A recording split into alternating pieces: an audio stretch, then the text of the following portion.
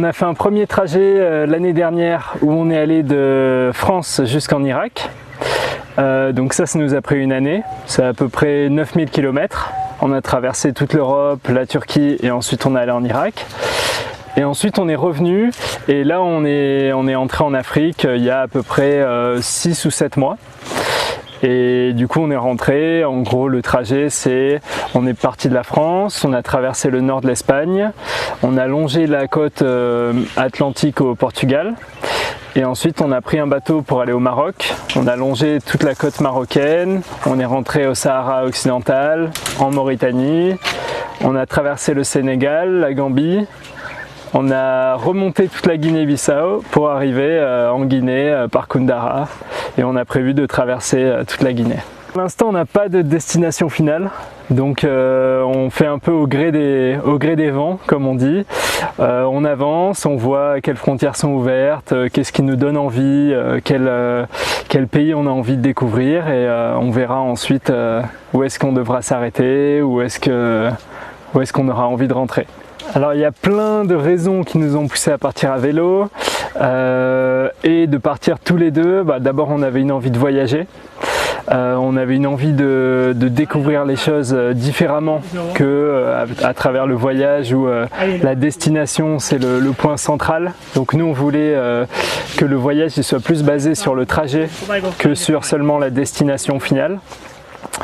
Et donc le vélo c'est un bon moyen parce que ça nous laisse la liberté totale d'aller et venir quand on a envie, de se rendre à n'importe quel lieu, n'importe quelle direction quand on le décide. Et c'est un bon moyen de se retrouver tous les deux en couple et de partager des moments assez forts, assez intenses physiquement, de faire des rencontres très intéressantes, d'être plus en communication en fait avec la population locale.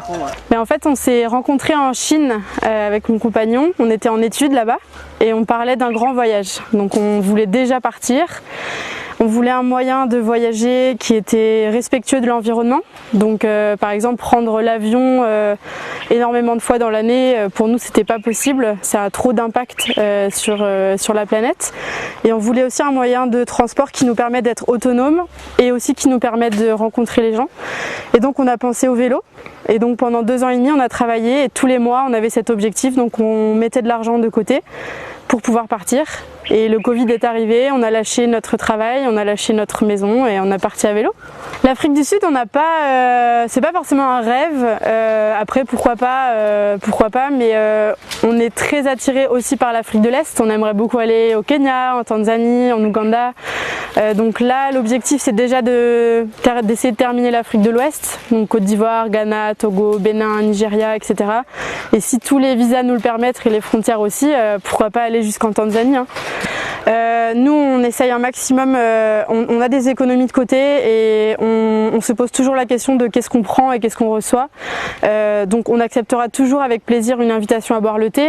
Si on nous invite à partager un repas, et ben le lendemain on va toujours essayer de nous cuisiner quelque chose pour remercier la famille, de toujours trouver cette balance là et de pas prendre, surtout parfois on est accueillis dans des familles qui ont assez peu de moyens et qui sont très généreux, et donc nous on va toujours essayer d'apporter notre petite pierre à l'accueil qu'on aura reçu, quoi. Alors il y a un repas qui plaît beaucoup, qu'on fait, mais vous connaissez pas ça je crois, nous on appelle ça des lentilles, donc ça ressemble un petit peu aux haricots, petits pois on pourrait dire.